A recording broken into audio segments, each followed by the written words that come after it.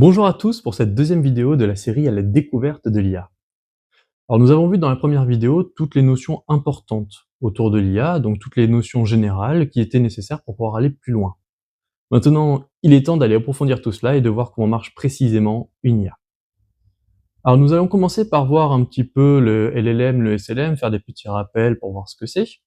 Puis nous allons nous intéresser sur l'architecture qu'il y a derrière, qui s'appelle le transformer. Nous irons ensuite voir un autre type d'architecture qui s'appelle les TRM. Je vous avais dit lors de la première vidéo que nous allions explorer ça plus en détail. Et enfin, nous conclurons sur les différentes opportunités qui se présentent à nous et les différentes avancées en termes de recherche. Vous verrez tout cela tout le long de la vidéo. Restez jusqu'à la fin. Alors déjà, qu'est-ce qu'un LLM? On l'a vu lors de la vidéo précédente, c'est un Large Language Model, c'est-à-dire c'est un langage de données, d'IA, qui va vous donner plein d'informations généralistes. Donc vous lui posez n'importe quelle question, elle sera capable en théorie de vous répondre. Pour cela, elle se base sur une quantité absolument astronomique de paramètres, des paramètres étant des données d'entraînement. Donc c'est-à-dire qu'on a passé des mois, des années même, à lui donner plein de données qui viennent d'internet, et d'ailleurs, et à partir de toutes ces données-là qu'elle a réunies, ça constitue tout son savoir sur lequel elle se base pour nous répondre. Le problème avec ce genre de modèle, donc les LLM, c'est que c'est énorme. Il y a beaucoup trop de données qui sont impliquées là-dedans. C'est pourquoi il y a également les SLM qui existent, donc les Small Language Models, qui fonctionnent de la même manière, mais avec moins de données en entrée. On passe de plusieurs centaines de milliards à plutôt plusieurs centaines de millions, voire quelques milliards. L'intérêt de ces SLM, c'est de pouvoir les avoir directement sur notre machine, qu'une entreprise puisse travailler avec son propre modèle IA au sein de son entreprise, qu'elle n'ait pas besoin de dépendre d'hébergeurs externes. Alors, nous, ce qui nous intéresse dans cette vidéo, ce n'est pas tant de revoir la définition du LLM et du SLM, c'est plutôt de voir comment ça fonctionne, tout ça. Eh bien, tout cela, ça fonctionne à partir de l'architecture Transformer. Alors, l'architecture Transformer, elle repose sur plusieurs petites étapes. La première étape, on en a parlé également lors de la vidéo précédente, c'est la tokenisation. Donc, c'est-à-dire transformer ce que vous envoyez à l'IA en token. Pour rappel, le token, c'est le langage universel de l'IA, c'est ce qu'elle comprend. Donc c'est un petit bout de mot. On a dit qu'en moyenne, c'était les 3/4 d'un mot anglais. Une fois qu'on a transformé toute notre chaîne de caractères en token, on passe à une étape dite d'embedding. L'étape d'embedding, c'est être capable de placer des tokens à des endroits précis dans l'espace. Alors l'espace virtuel, évidemment. Imaginez une pièce carrée, fermée, dans laquelle j'aurai par exemple un ballon de basket et une abeille, chacun d'un bout à l'autre de la pièce. Et puis imaginons que moi j'arrive avec un token dans la main, donc c'est une balle de tennis. Bien, le principe de l'embedding, c'est de dire à quelle place doit être cette balle de tennis. Bien, en toute logique, on se dirait, une balle de tennis, je vais plutôt la mettre proche du ballon de basket. Ça n'a pas trop d'intérêt de la mettre à côté de l'abeille, je ne vois pas le rapport entre les deux. Et c'est ce que va faire l'IA. Mais le transformer, il va aller plus loin que ça. Le but du transformer, c'est de comprendre le contexte de votre phrase. De ne pas seulement être capable de dire oui, une balle de tennis c'est proche d'un ballon de basket, mais de dire oui, certes, une balle de tennis c'est proche d'un ballon de basket, mais là, le sujet de la phrase, c'est de mettre un rapport dans les couleurs. Ce qui m'intéresse, moi, c'est uniquement les couleurs de mes objets, pas la forme, pas l'utilité, mais juste les couleurs. Donc, je vais plutôt le placer proche de l'abeille. Et ça, sans s'intéresser au contexte de la phrase, eh bien, nous allons nous tromper. Alors, les TRM, ils marchent en couches. Une couche, concrètement, c'est tout le calcul d'être capable de placer notre petite balle de tennis au bon endroit. Alors, pourquoi on voit plusieurs couches? Pourquoi faire plusieurs fois ce même traitement? Eh bien, chaque couche ne va pas être indépendante l'une de l'autre. Elles vont toutes être basées sur la précédente. Donc, par exemple, ici, nous voyons 4 couches. Nous allons commencer par la couche numéro 4, faire nos petits calculs et placer nos petits objets n'importe où dans la pièce. Pas n'importe où, évidemment, les plus proches possibles des autres. Mais le problème, c'est qu'on peut l'avoir placé, par exemple, à 30 cm de l'abeille. Alors que ce n'est peut-être pas la meilleure position, peut-être que c'est mieux de la mettre à 15 cm de l'abeille. Donc, on va repasser dans une nouvelle couche qui va refaire exactement le même travail que précédemment, sauf qu'il va se baser sur les résultats de la couche précédente, ce qui fait qu'on va pouvoir affiner la position petit à petit.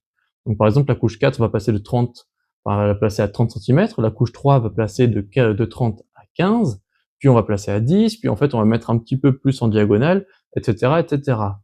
Jusqu'à ce qu'on arrive au résultat le plus proche possible de la position la plus optimale. Vous l'aurez compris, plus il y a de couches, meilleur sera le résultat. Aujourd'hui, on parle de modèles qui sont capables d'avoir quasiment une centaine de couches et plusieurs centaines de milliards de paramètres.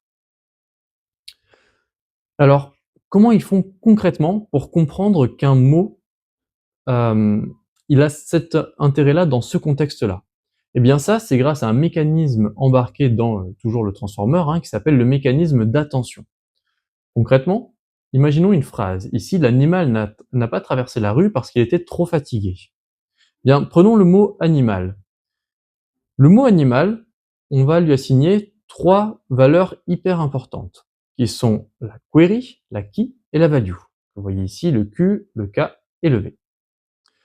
La query ou requête en français, c'est qu'est-ce qu'on va rechercher à partir de ce mot. Donc l'animal, par exemple, on va dire, eh bien l'animal, ça peut être potentiellement le sujet de la phrase, il est intéressant de trouver l'action ou le verbe d'action qui y serait lié. Donc vous voyez, ce sont des termes très génériques, hein, ce n'est pas du tout encore dans du contexte, on est en train d'essayer de comprendre un petit peu chaque mot, quel est son intérêt entre l'un et l'autre. La clé, elle, c'est à quelle question va pouvoir répondre notre token, donc ici l'animal. Par exemple, je suis potentiellement le sujet de cette phrase, je suis une espèce vivante, etc., etc.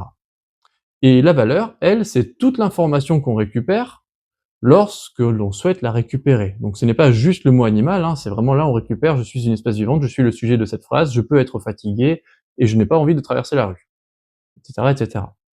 Alors quel est l'intérêt d'avoir ces 3 grandes valeurs ici? Eh bien tout simplement, lorsque nous allons passer derrière chaque mot, donc chaque token étant traité en même temps par l'IA, eh bien l'IA va se dire: «D'accord, donc là la requête c'est, l'animal, qu'est-ce qu'il fait? Ou, dans quel état se trouve-t-il?» Eh bien on va aller chercher dans tous les autres mots de la séquence, est-ce qu'il y a un mot dont la clé est proche de la requête? Donc là, l'animal, dans quel état se trouve-t-il? Et peut-être que dans le mot fatigué, la clé, il s'agit de l'état du sujet. Donc on arrivera à faire le rapprochement entre la question et la clé, et c'est ainsi que fatigué deviendra le mot le plus pertinent par rapport à animal. Ici, c'est un exemple, hein, qui place il et fatigué au même niveau, mais ce n'est qu'un exemple. Alors tout ça, c'est fait à base de formules mathématiques hyper complexes, évidemment ce n'est pas le cœur du sujet, hein. Donc à la fin de la couche, on a réussi à placer chaque mot au bon endroit grâce à ces 3 données-là. Maintenant, si nous changeons un petit peu d'architecture et que nous passons au TRM.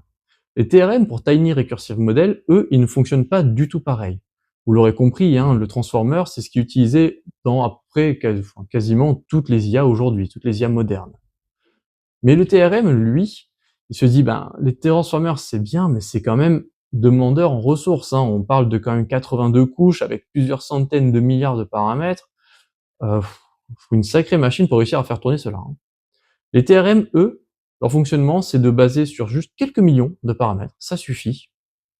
Et malgré ça, réussir à trouver un résultat qui soit quand même cohérent, qui soit aussi bon que celui que pourrait nous fournir une architecture transformer. Mais avec seulement quelques millions de paramètres, et sans passer par des centaines de couches, en passant juste par 2 couches. Alors ce n'est pas un miracle, hein, le fonctionnement, c'est tout simplement une approche récursive. Alors le principe, c'est de fonctionner comme un humain. Imaginez, vous ayez une rivière devant vous. Donc imaginez plutôt que l'humanité se présente face à une rivière et souhaite traverser cette rivière. Vous devez réfléchir comment on peut traverser cette rivière. Ben, peut-être en construisant un pont. Ouais, mais comment on construit le pont? Eh bien en allant chercher de la pierre. Mais comment on va chercher la pierre? Eh bien il faut la miner. Et mais la forme, comment on la rend bien, etc., etc. Et donc vous voyez qu'à partir d'un problème général, d'un gros problème, on va l'affiner en plus petits problèmes. Et on va devoir résoudre le plus petit pour pouvoir passer à celui d'après, qui nous permettra de passer à celui d'après, etc., etc. Et c'est ce fonctionnement-là qu'utilise le TRM. Concrètement, ce qu'il fait, c'est qu'il a, à chaque fois qu'il réfléchit, il a le prompt de l'utilisateur, il a une réponse qu'il essaie, qui est totalement aléatoire la première fois, et puis il a également son raisonnement, comment il a réfléchi pour trouver cette réponse. Et puis, on va le faire corriger par lui-même, une nouvelle fois, en reprenant le prompt, sa réponse et son raisonnement. Il va refaire, donc il va prendre en entrée tout ce qu'a fait la passe précédente, il va refaire un nouveau raisonnement, et du coup une nouvelle sortie, toujours aléatoire, mais un peu plus affinée. Et il va faire ça des centaines, voire des milliers de fois, des millions de fois, jusqu'à obtenir un résultat satisfaisant. Le TRM n'est pas très pratique pour discuter en langage humain, comme on le fait avec des LLM ou des SLM. Donc, l'approche la plus pertinente pour utiliser TRM, c'est plutôt pour tout ce qui est logique. Par exemple, si vous aviez un grand sudoku, vous voulez faire une partie d'échecs, ce serait très pertinent d'utiliser un TRM, vu qu'on va pouvoir tester plein de fois, plein de solutions différentes par du calcul avec moins de paramètres, donc plus performant. C'est aussi bon dans un cas d'entreprise, par exemple, pour gérer un planning. Imaginez que vous ayez 50 personnes dans votre équipe, que vous souhaitiez les dispatcher de bonne manière dans votre planning, tout en respectant leurs jours de congé et leurs problèmes personnels. Et bien là, une approche ETRM est tout à fait pertinente, puisqu'elle se basera uniquement sur de la logique et elle pourra se réparer. Mais elle ne sera pas capable, comme avec les transformers, de comprendre le contexte. Il faut que ce soit de la logique pure. Donc les transformers ne sont pas inquiétés, ce sont deux notions différentes, qui sont utilisées dans des manières différentes. Il n'existe d'ailleurs pas que ces deux notions-là, il existe d'autres manières de travailler avec l'IA, d'autres types de modèles, d'autres architectures d'IA, notamment les Mamba, et tout ça, ça pourra faire le sujet d'une autre vidéo si vous le souhaitez. N'hésitez pas à me dire en commentaire s'il y a des algorithmes comme ça que vous souhaiteriez voir plus en détail, que l'on pourra discuter dans une prochaine vidéo.